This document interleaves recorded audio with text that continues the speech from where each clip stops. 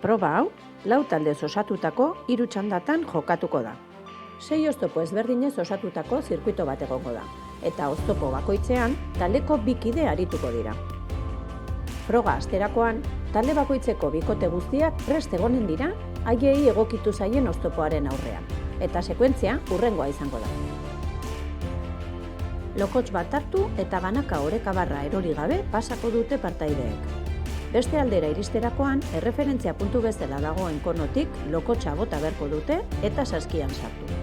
Sartzen ez bada, lokotxa hartu eta hasierara joan beharko dute.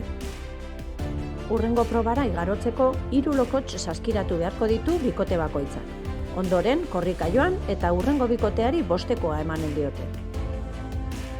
20 kiloko baloi bat 2 pertsonen artean lurretik hartu eta barra desberdinen gainetik pasa beharko dute.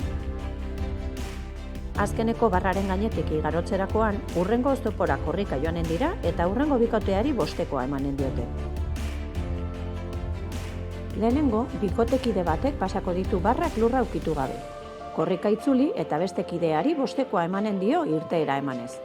Biek barrak pasa eta ezkila jo ondoren, korrika joan eta bostekoa emanen diote hurrengo bikoteari.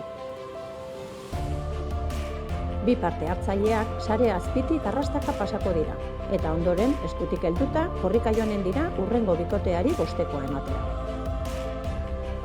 Bikotekide batek tirolina eginen du. Kideari bostekoa eman eta honek bigarren tirolina eginen du. Ezkila jo eta korrika joanen dira hurrengo bikoteari bostekoa ematera.